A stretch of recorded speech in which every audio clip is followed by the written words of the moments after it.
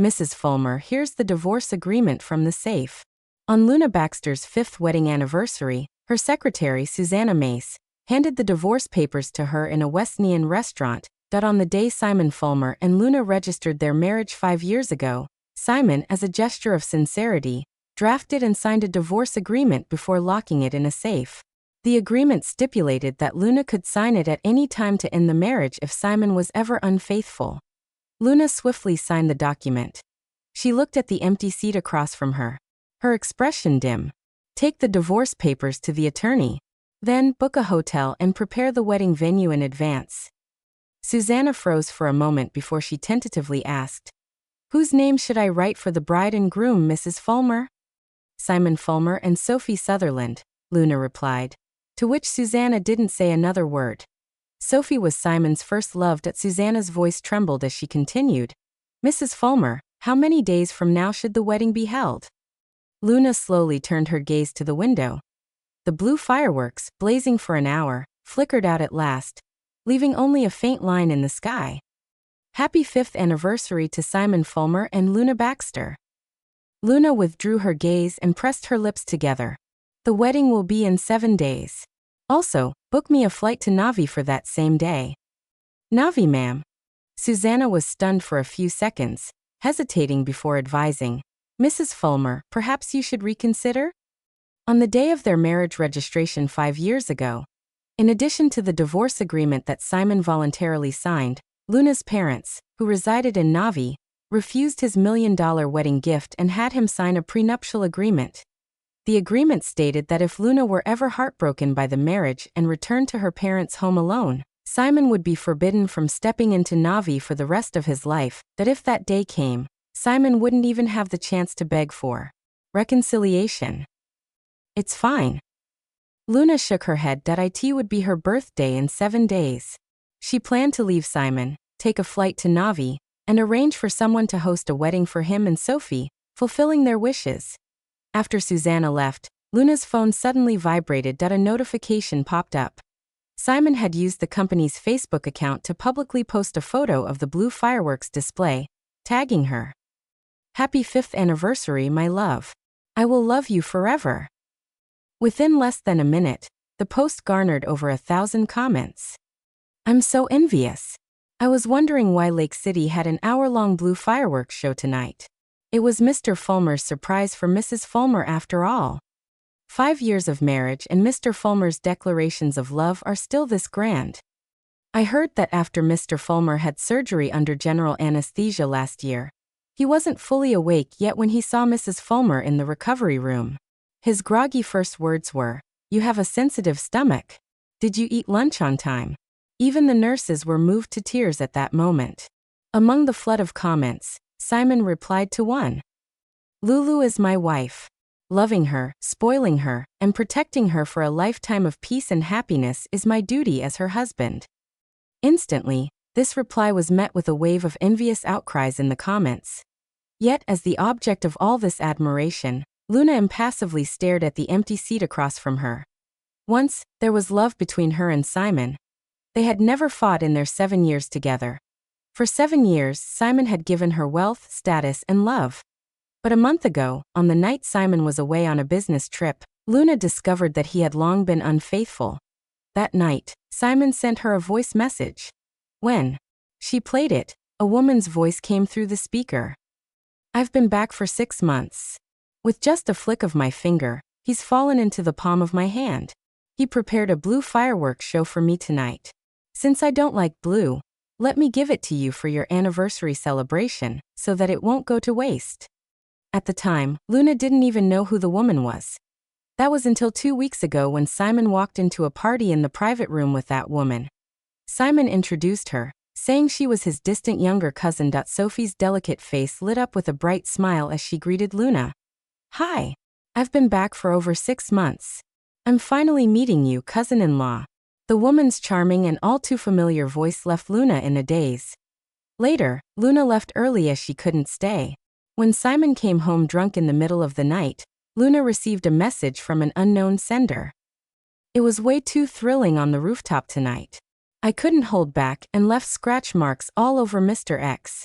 I've gotta say, Mr. X is still as wild as ever. He's like a stallion in heat. Luna looked at the passed-out Simon on the bed. His shirt was unbuttoned at the top, and his chest was covered in scratch marks. The shirt he wore was the men's version of the matching white shirt she had custom-made for their anniversary last year. On the collar was an embroidery of the word, husband, she had hand-stitched. When Simon received the shirt, he was so touched that he took her hand and promised, "Lulu, every time I wear this shirt you gave me, I'll remind myself to stay away from other women. I'll save myself for you." Now the same shirt bore a glaring lipstick stain on its collar. And today, on their 5th wedding anniversary, she arrived first at the Westnian restaurant. 5 minutes later, she received a call from Simon. Simon said he was preparing a surprise for her and couldn't make it to their candlelit dinner, so she should enjoy the fireworks alone. 2 minutes after he ended the call, Luna received a photo from him on WhatsApp. She clicked on the photo and saw Simon having a candlelit dinner with Sophie. The flowers and red wine made for a romantic sight. Simon must have posted his love declaration on Facebook while he lay in Sophie's arms. Luna ignored Simon's faraway high-profile public love declaration. She got up, grabbed her bag, and went home. Once back in the bedroom, she asked the maid for a pair of scissors. Luna took out her custom-made women's version of their matching shirts and cut it into strips. Then she shredded their marriage certificate into pieces as well. She packed everything into a gift box and wrote "second wedding gift" on it. Just as Luna finished, she turned around and ran into Simon, who had just returned. Simon's handsome face was filled with tenderness as he took her hand and led her downstairs. "Honey, I prepared a surprise for you. Come see." When they got downstairs, Luna saw a large box truck parked outside. On the truck was an enormous pink gift box. As Simon clapped his hands, the gift box automatically opened. Balloons and confetti rose into the air, revealing a blush pink Maybach. 2 staff members quickly raised a banner that read, "A gift for Princess Lulu." The scene instantly drew admiration and envy from the surrounding crowd. Simon took out the Maybach's key and handed it to Luna before he said affectionately, "Lulu, I remembered you mentioning wanting a new car last time. As your husband, it's my duty to buy you everything you want." When Luna reached out to take the car key, her sharp eyes caught a detail. Around Simon's left wrist was a bracelet made from a bra strap. A wave of disgust surged through her as she frowned deeply. "What's wrong? Did you not want a Maybach? Or do you not like the color?" Simon's dark eyes were full of concern when he noticed Luna's reaction. Luna shook her head and fixated her reddened eyes on him. "It's a nice car," she said. What she didn't want wasn't the Maybach, it was Simon. Hearing this, Simon let out a sigh of relief. When they returned to the bedroom, Simon's sharp eyes noticed a gift box on the vanity. Just as he was about to take a closer look, Luna stepped in, covering the writing on the box. "Lulu, is this a surprise you got me?" Simon's dark eyes lit up with excitement. Luna forced a smile that didn't reach her eyes. "Yes, but you can't see it yet. I'm still working on a second gift. I'll give you both gifts in 7 days. Knowing you, I think you'll really like them." 2 surprises in 7 days. Simon murmured, visibly intrigued. But as he pondered aloud, he started trying to recall what special occasion it was in 7 days. Suddenly, realization dawned on him. Stepping out of the bedroom, he called his assistant, Luke Newman. "I almost forgot that Lulu's birthday is in 7 days. Start planning a grand birthday party for her right away. Yes, the bigger, the better. I can't let her down." While Simon was on the phone, he didn't notice Luna standing silently at the bedroom door. Her expression as cold as ice in the 7 years they had been together. Simon had never once forgotten her birthday. This year, with Sophie back in town, he had completely erased Luna's birthday from his mind. Fine by her. She was curious to see how he'd react if the birthday girl didn't show up to the extravagant birthday party he was preparing.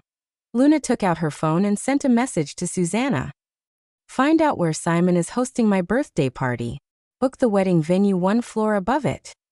"Yes, Mrs. Fulmer," Susanna replied promptly. Luna turned to head to the bathroom when Simon, just about to re-enter the bedroom, received another call from Luke. "By the way, Mr. Fulmer, please don't forget that you're supposed to take Mrs. Fulmer to the cake shop near her college today. If she doesn't get her cake, she'll probably be upset tonight." Ah, right, I almost forgot. Order a cake Lulu likes in advance. I'll take her there myself, Simon instructed before hurriedly pushing open the bedroom door. Luna heard every word loud and clear. Seeing her, Simon took the bathrobe from her hands and set it aside. Lulu, let's go to the cake shop near the college. I've already had the owner prepare your favorite cake. It'll be ready when we get there. The cake shop near the college entrance was one Luna loved during her college years. It was there, in front of the shop, that she and Simon had their first encounter due to a small incident. 2 years into their relationship, they got married, and every year on their wedding anniversary, Simon would go there with her for cake. In the past, Simon would always prepare ahead of time, but now he needed Luke's reminder to remember the occasion. An hour later, a sleek black Bentley pulled up outside the quaint, small cake shop, instantly drawing attention. When a small-time influencer doing a live stream spotted Simon and Luna, she excitedly held up her phone and approached them. Oh my gosh, it's the husband of the year, Mr. Fulmer. Everyone in the live stream, look. The couple I ship so hard is so perfect together. There's a rumor that Mr. Fulmer brings Mrs. Fulmer here every year on their wedding anniversary. It's true after all. After stepping out of the car, Simon held Luna's hand as they walked toward the shop. He keenly noticed her right shoelace had come undone. Amidst the stares of onlookers, Simon stopped in his tracks and respectfully bent down to tie her shoelace.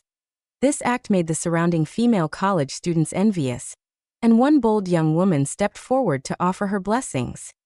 An ultra-rich CEO bending down to tie his wife's shoelace. I wouldn't even dare dream of such a thing. I wish you both a lifetime of happiness. Luna stared blankly at the man crouching before her, her expression devoid of warmth. She looked up and responded with a polite yet distant smile.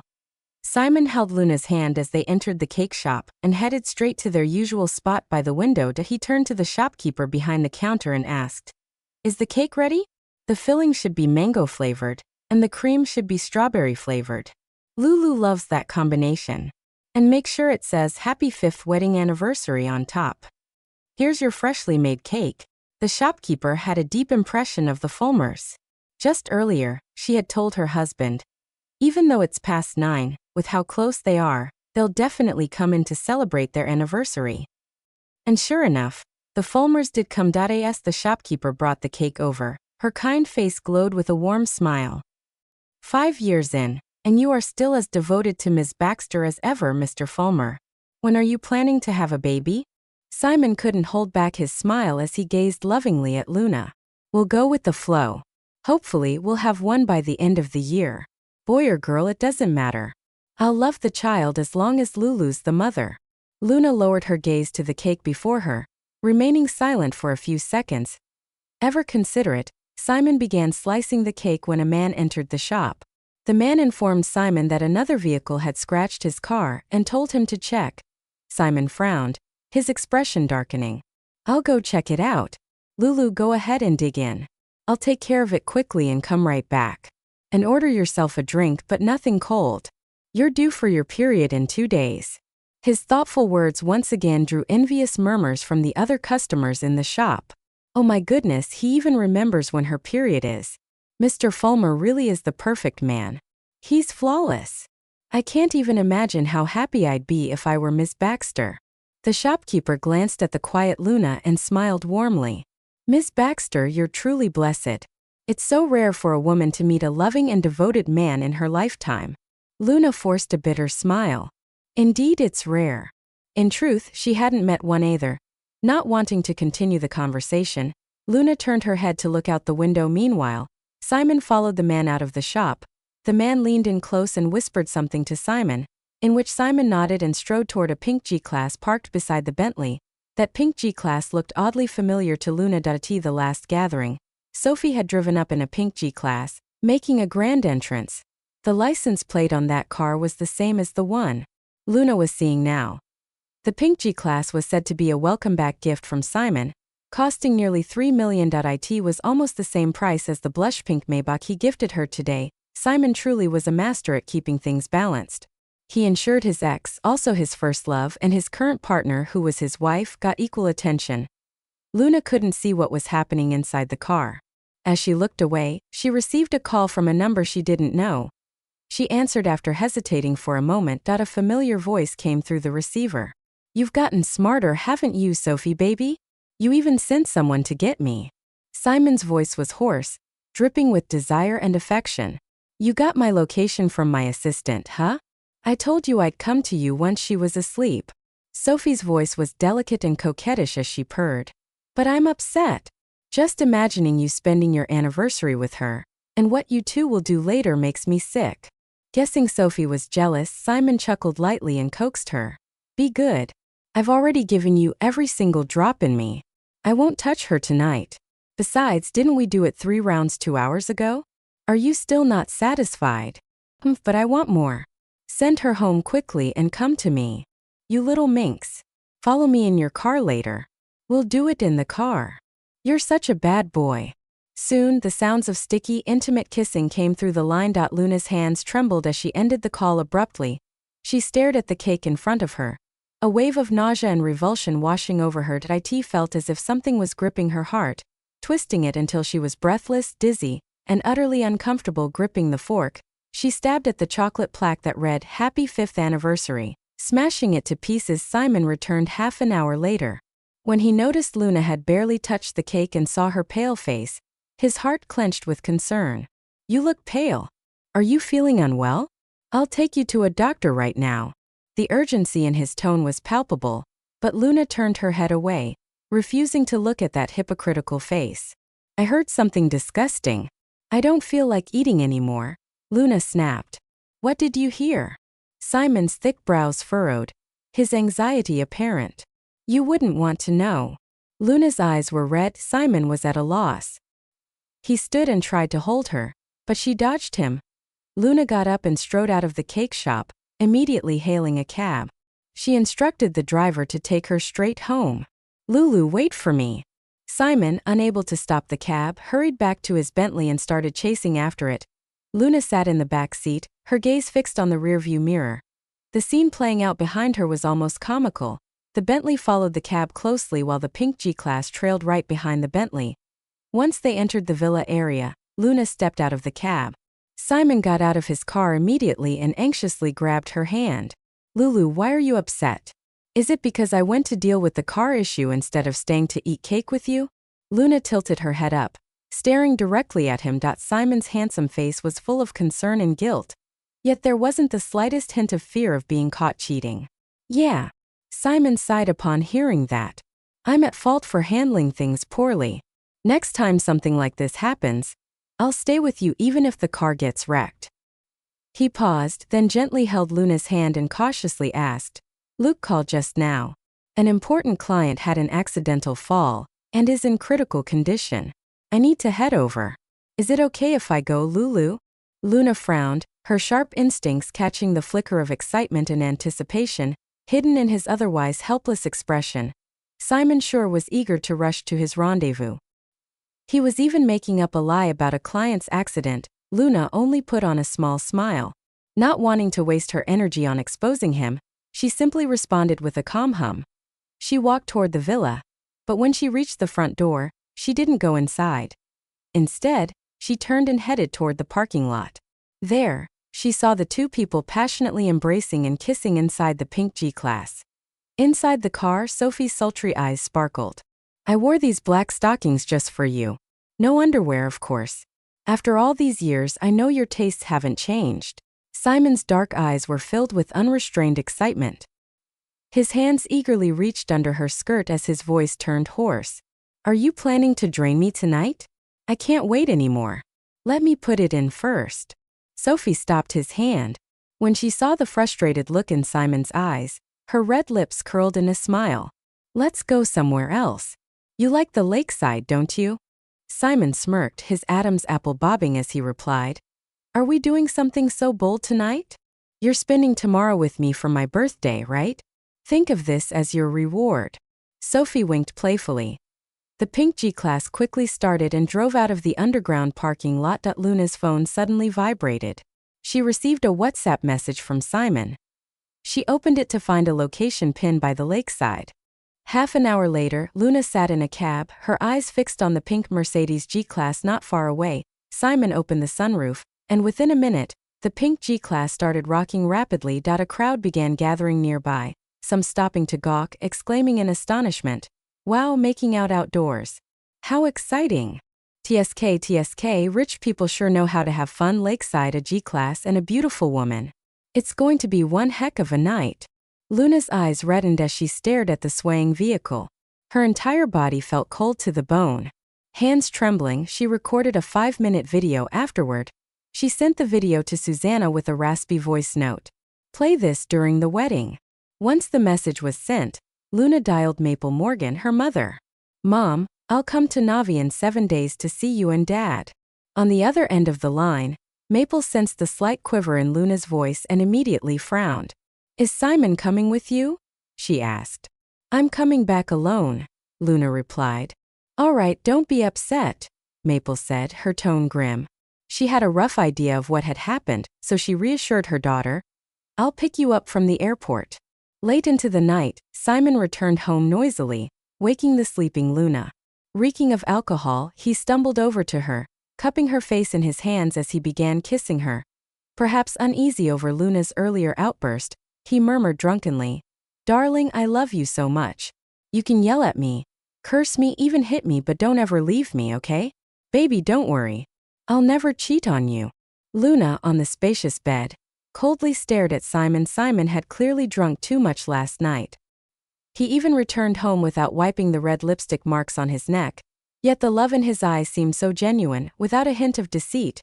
The next morning, Luna woke up groggily to find that Simon had squeezed toothpaste onto her toothbrush, prepared warm mouthwash, and even laid out an outfit for her.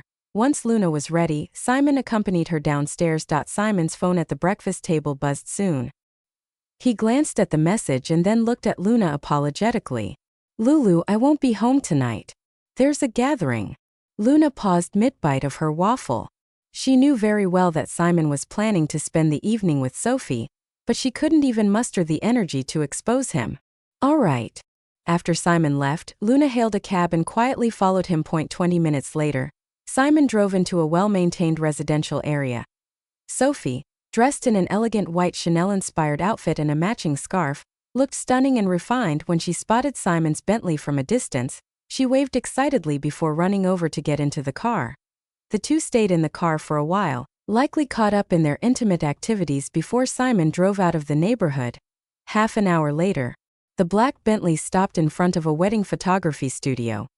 Sophie stepped out from the passenger seat.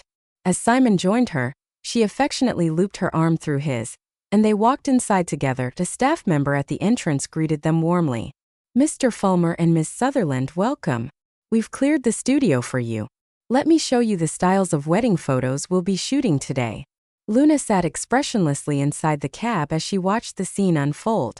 A chilling numbness washed over her. Her phone suddenly rang. Then she glanced at the caller ID. It was her best friend, Clover Lambert. Swiping to answer, Luna held the phone to her ear. Clover's cheerful voice quickly filled the line. "Lulu, where are you? Let's grab afternoon tea." Luna directly gave Clover the address of the wedding photography studio. On the other end, Clover went silent for a few seconds, then let out a dramatic wail. "You've been married to Simon for 5 years, and yet you're taking wedding photos again now. My goodness, look at you two getting more in love as time goes by. Ugh, you're killing this single lady here with envy." Luna seemed slightly out of it as she replied bitterly, "Clover, he's not taking wedding photos with me." Clover was stunned for a few seconds before realizing something was wrong. "With another woman? Simon cheated? That's impossible. Hold on, I'll be there in 20 minutes. 20 minutes later, Luna got into Clover's CRTS. Clover anxiously questioned her. Luna explained how Simon had cheated on her with Sophie after Sophie's return to the country. Then she played a provocative voice message that Sophie had sent from Simon's phone a month ago. Pointing at the bridal shop, Luna smiled bitterly. "Clover, as you can see, it's Sophie's birthday today. Simon brought her here to take some wedding photos." Clover followed Luna's gaze. Inside the bridal shop, Simon had his head down as he adjusted the neckline of Sophie's wedding gown. His expression was gentle, and his movements were cautious. It was as if he were handling a delicate piece of art. I can't take this anymore. Clover's eyebrows pulled together into a deep frown. I'm going in there to beat them up and avenge you. Clover had a fiery temper. She rolled up her sleeves, ready to storm into the shop. However, Luna stopped her. Wait, I want to see what they'll do next. Half an hour later, Simon and Sophie walked out of the bridal shop. One was dressed in a sharp black suit, the other in a white fitted wedding gown. Hand in hand, they got into a Bentley. After some time, they arrived at a lakeside. The wedding photoshoot area had been cordoned off in advance to prevent any potential paparazzi. When the two arrived, the photographer, who was already waiting, flattered them with a big smile. Mr. Fulmer and Miss Sutherland, you are such a perfect match. You're the most attractive couple I've ever photographed, Sophie said with a playful smile as she held Simon's arm. Well, I've got an eye for men. It's true that my husband is dashing. Over the next half hour, the two changed into 3 different sets of suits and wedding dresses, with the winter temperature on the colder side. Simon thoughtfully picked up a thick shawl during breaks in the shoot and draped it over Sophie's shoulders. Whenever Sophie struggled to find the right mood for the photos, Simon would coax and encourage her until she naturally eased into the right mood. After the shoot was completed, Simon didn't rush to leave. Instead, he suddenly got down on one knee under Sophie's surprised gaze. He brought out a bouquet of roses and an engagement ring he had prepared long ago. When you mentioned that you wanted to take wedding photos, I always felt we should have a proper proposal ceremony. You've been so understanding, constantly reassuring me that there's no need for a proposal. But I can't let you settle for less. Sophie, will you marry me? Sophie's eyes turned red with emotion as she nodded excitedly. Yes. I'll marry you. I'll marry you 100 times. The surrounding camera crew immediately erupted into cheers. Congratulations.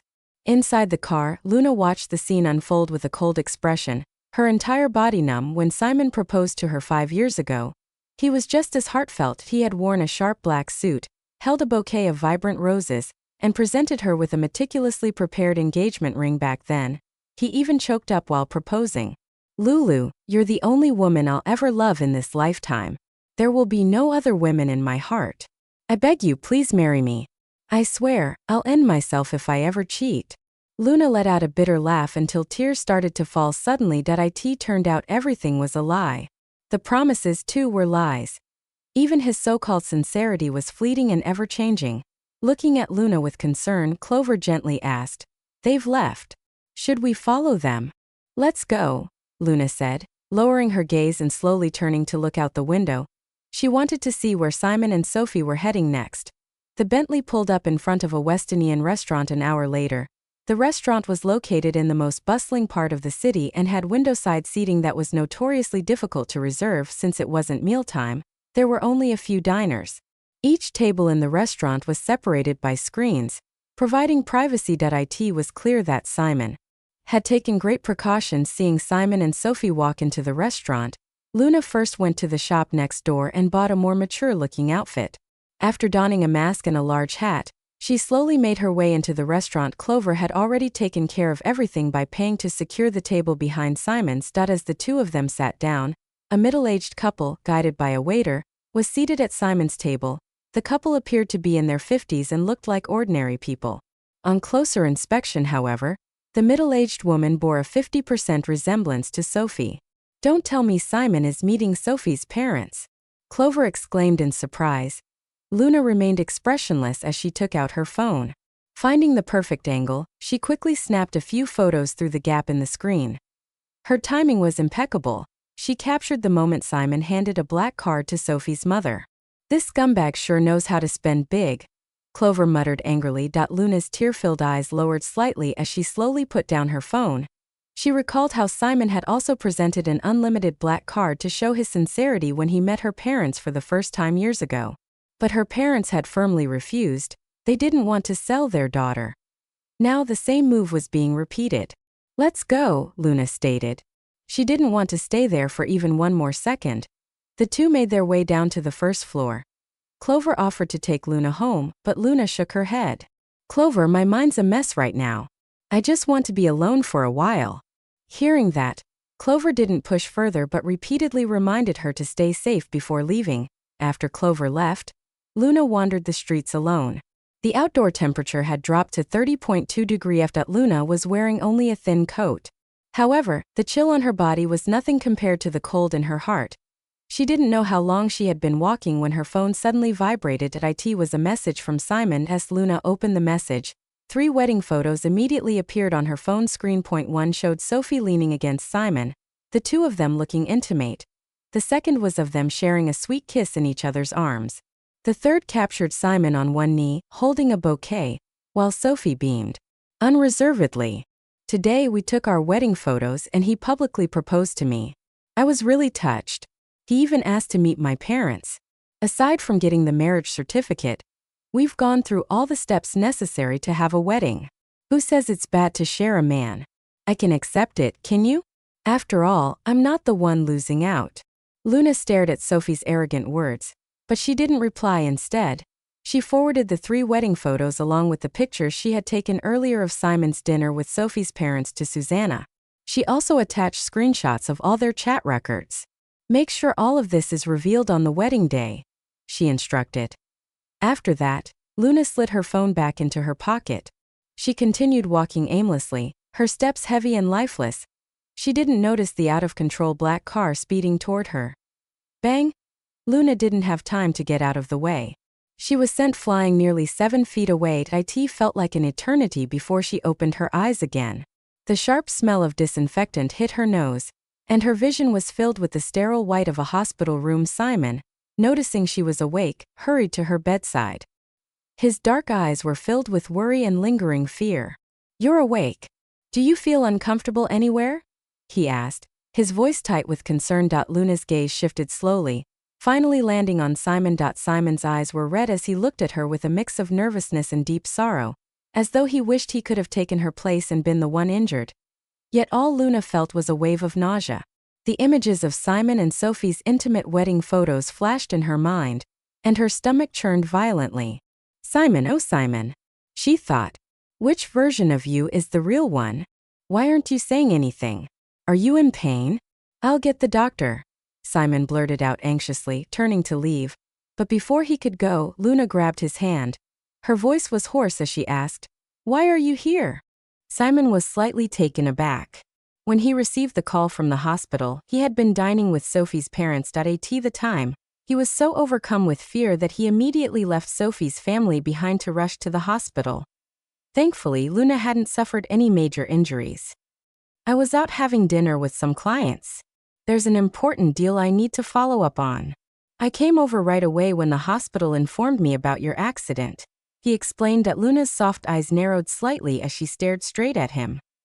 "You just came from a dinner with your clients?" she asked. "Yeah, Lulu. I'm so tired." Simon massaged his temples. Hearing that, Luna slowly closed her eyes and said nothing more. Simon sat by her side to keep her company. After a while, his phone suddenly rang. He decisively declined the call, only to have the caller persistently call again. Simon muted his phone and began typing a message with his head lowered. A minute later, his expression became animated. He hastily made up an excuse and left in a hurry. Not long after Simon had left, Clover arrived to visit Luna. However, her expression was anything but cheerful. "Guess who I ran into on my way upstairs?" she huffed.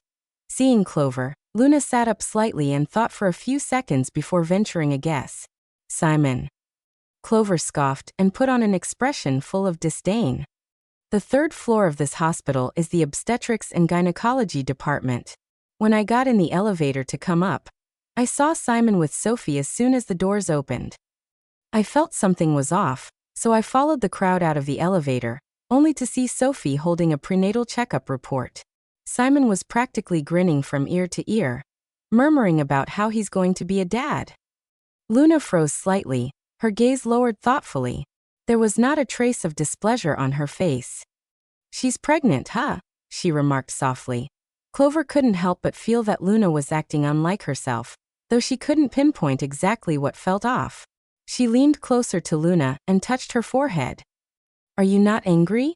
Wait, you don't have a fever that's messed up your brain, right?" Luna gave a faint smile, her pale lips slightly parted as she spoke. "Newsflash, Simon has a medical condition. The doctor said he can't reproduce. 3 years ago, They had tried for a baby for an entire year, but she couldn't get pregnant. She initially thought the issue was with her, and even scheduled a hospital appointment for a checkup. Worried about the stress it might place on her, Simon also went with her to get checked.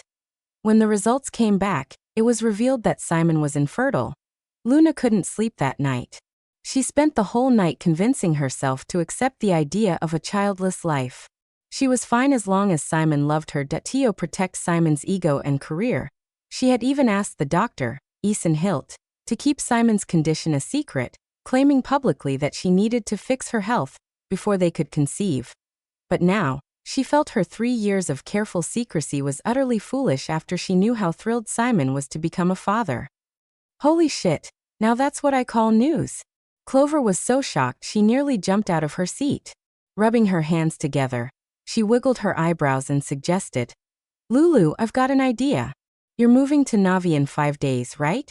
Let's pretend we don't know anything for now. Once Sophie gives birth, we'll send Simon his medical report. I'd love to see whether he'll lose his mind when he finds out." Simon didn't show up at the hospital the next morning. In the afternoon, Susanna came to Luna's ward. After reporting on the wedding preparations, she hesitatingly glanced at Luna. "Say what's on your mind," Luna mentioned, her sleek brows furrowed slightly. Susanna nervously glanced at Luna and whispered, "Mr. Fulmer asked me to deliver some documents to the villa this afternoon. When I arrived, I saw Sophie Sutherland sitting on the living room couch in her pajamas. Mrs. Fulmer, you've always been kind to me. I just couldn't stand by and say nothing. I thought I should let you know." A chill crept up from the soles of Luna's feet, and her delicate face turned cold. It seemed that Sophie had already moved into their home while Luna was still hospitalized. No wonder Simon had specifically told her last night to inform him before she was discharged, so that he could pick her up. "I understand. Thank you." Luna picked up her phone from the table and opened the surveillance footage, which was completely dark. Simon had deliberately covered the surveillance camera in advance. With a frown, Luna turned to Susanna, who had not yet left.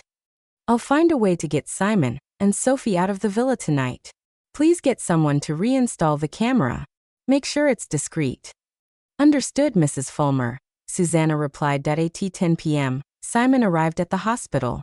He looked at Luna lying on the hospital bed, his dark eyes filled with guilt. "Lulu, did you ask me to come because you miss me?" "I'm sorry, I was busy all day." Luna frowned, cutting him off and offering him an excuse to avoid putting him in a tough spot. "I know. You were busy preparing for my birthday party, which is why you're visiting so late." Simon was momentarily stunned, but then smiled as he took Luna's hand and gently squeezed it. "As expected of you, Lulu. You know me best." Luna fixed her gaze on Simon and agreed. "Yes, I do understand you. I understand everything you do." Simon's heart skipped a beat, and he mumbled, "Lulu." Just as he was about to say something, a nurse came in with a cart to replace Luna's Ford. The next day, Luna opened the surveillance footage and saw Sophie and Simon having lunch together in the villa. Sophie sat in Luna's usual spot, pouting and refusing to eat. She claimed her pregnancy had caused her to lose her appetite. "Be good and take care of yourself." Simon patiently spoon-fed her. "Once the baby is born, I'll figure out a way to have Lulu accept our child as her godchild." Half an hour later, Sophie had eaten too much. She waddled upstairs with a smug expression, her belly protruding. Simon called the house staff over and spoke to them in a low, commanding tone. "Sophie is pregnant and has a short temper. Be patient with her. Also, none of you are to mention her moving in here to Lulu when Lulu comes back." "Yes, Mr. Fulmer," the staff responded. Luna watched the surveillance footage calmly. Then she looked away and began instructing Susanna to prepare the wedding invitations. She intended to finalize the guest list for the invitations today. The next day marked the 3rd day of the countdown to Luna's departure. Early in the morning, Simon came to visit Luna with a container of bone broth. "I asked the housekeeper to make this for you. It's your favorite bone broth with vegetables. Try some." "Okay." Luna didn't refuse and ate it slowly, taking small bites. Simon soon left. About half an hour later, Luna turned on the surveillance footage in the living room.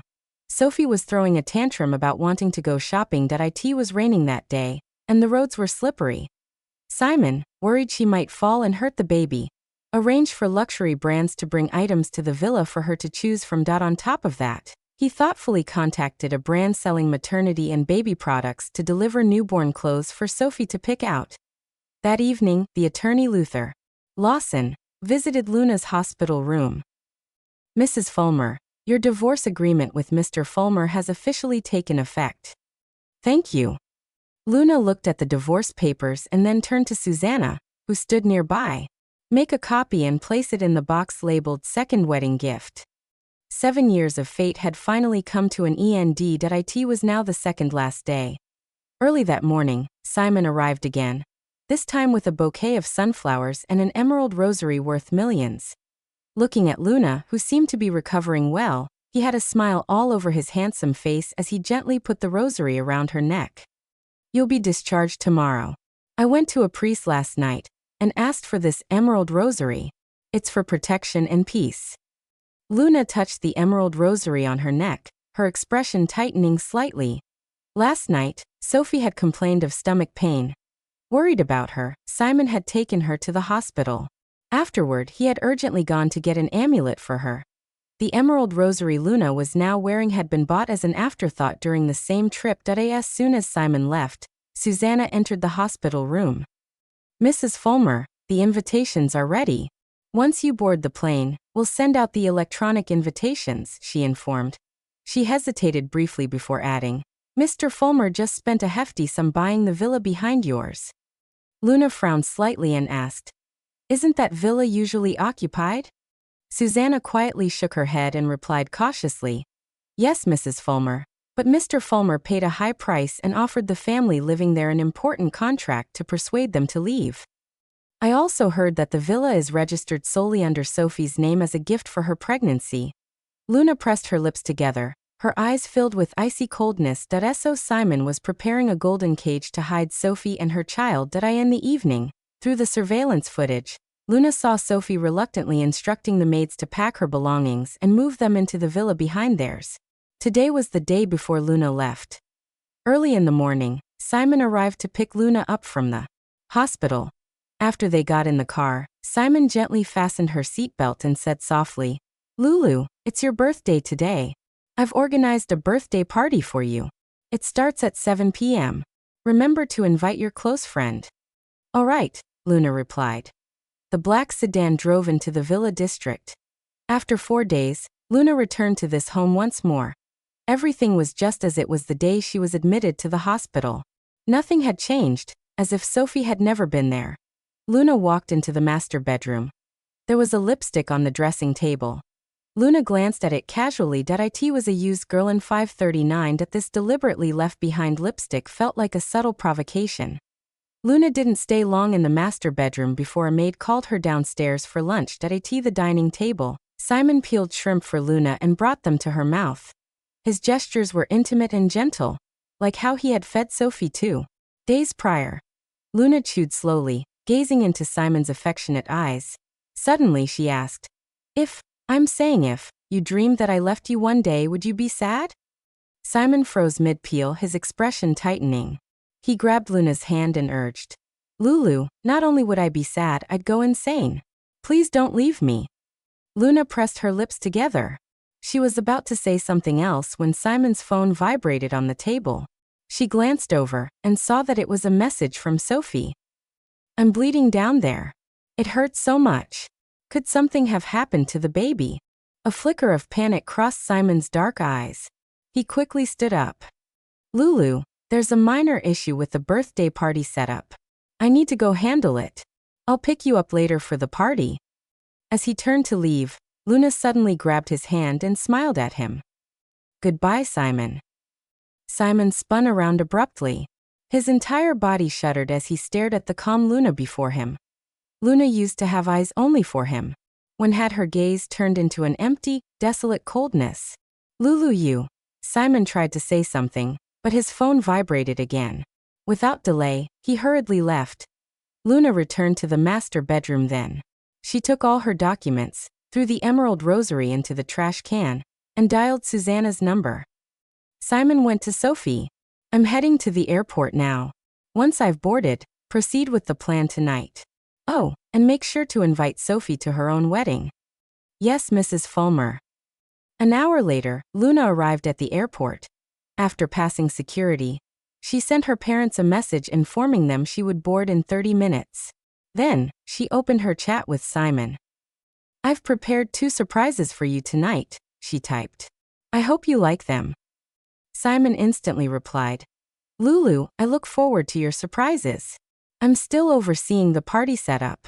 I want to make sure everything's perfect. Wait for me to pick you up for your birthday celebration. Luna put on a faint smile. No need to pick me up. I'll go to Evercoast Hotel by myself. But she wouldn't go. The birthday party was on the 2nd floor of Evercoast Hotel. The wedding was on the 3rd floor. By keeping Simon waiting at Evercoast Hotel, Susanna could send out the wedding invitations, ensuring the ceremony on the 3rd floor proceeded smoothly. Half an hour later, the boarding announcement for the flight to Naavi sounded. Luna removed her phone's SIM card and tossed it into the trash can.